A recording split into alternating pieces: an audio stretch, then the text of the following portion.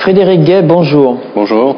Vous êtes le président de la société Real Time Forex. Donc je rappelle à nos téléspectateurs que le Revenu a un partenariat avec Real Time Forex, puisque vous pouvez trouver sur le site du Revenu les cours des devises en direct. Alors Real Time Forex, c'est un courtier spécialisé sur les devises. Est-ce que c'est facile d'ouvrir un compte chez vous? Oui, bien sûr, très facile. Il vous suffit d'aller sur le site internet www.rtfx.com et de downloader une documentation d'ouverture de compte, de l'envoyer chez nous à Genève avec une preuve d'adresse et puis une copie de votre passeport certifié. Et le compte est en principe ouvert dans les 2-3 jours. Alors le marché des devises, c'est le marché le plus grand, le plus large du monde. Oui, c'est le marché le plus liquide, c'est le marché le moins volatile, surtout en ce moment avec ce qui se passe sur toutes les bourses. C'est un marché qui reste assez liquide malgré tout, même si on a vu que dernièrement, dû au fait que les banques avaient des difficultés à se prêter entre elles,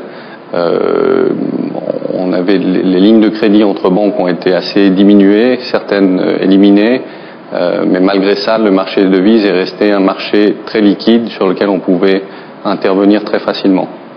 Alors l'euro a connu un mouvement de hausse en continu, quasi continu pendant plusieurs années, puis il a progressé de 33% face au dollar en 3 ans.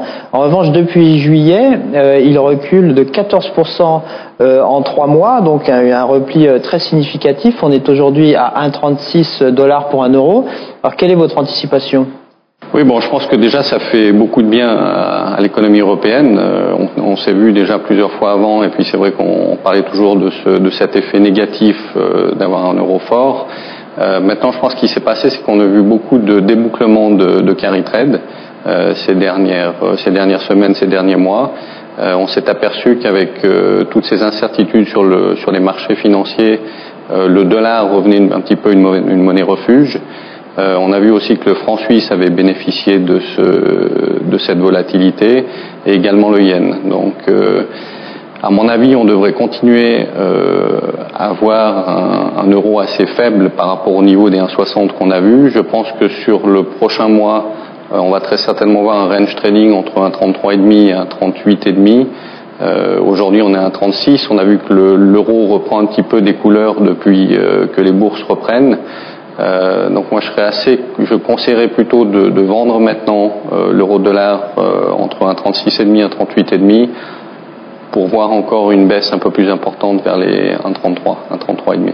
Alors ces programmes de soutien massif au système bancaire, qui veut dire augmenter les déficits, ça va dans le sens de votre anticipation ? À court terme, oui.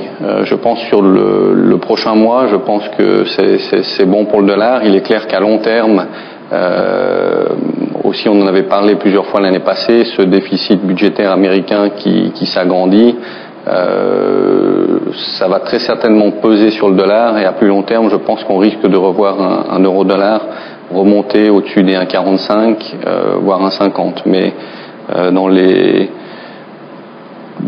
mois prochain je pense qu'il y a encore de la place pour un mouvement plus bas sur l'euro. Alors concernant la valorisation du yen, le yen contre euro a fait un plus haut à 170 yens.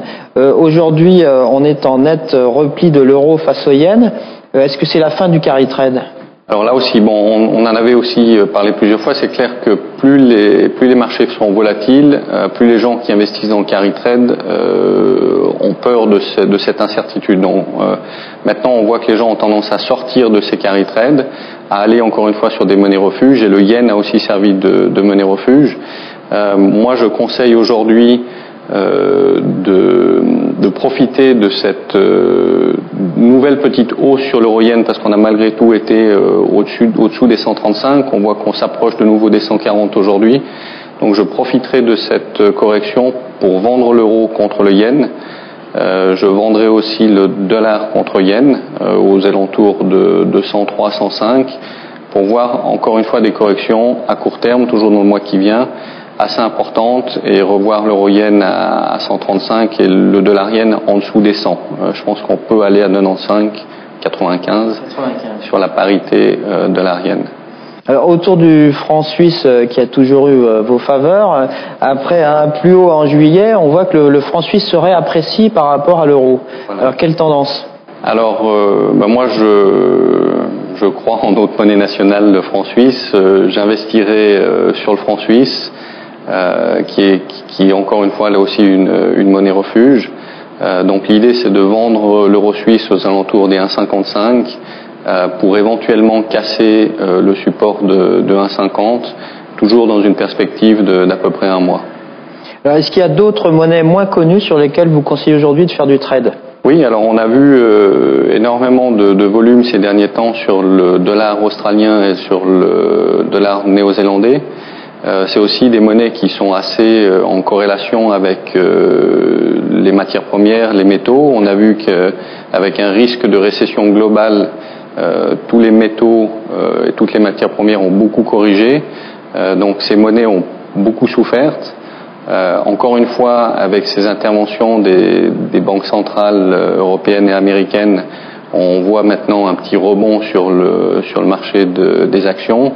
Là aussi, je profiterai de ce rebond pour de nouveau vendre le dollar australien et le dollar néo-zélandais, parce que je pense que cette correction n'est pas terminée et il y a encore de la place pour aller plus bas sur ces deux paires de monnaies contre le dollar, par exemple.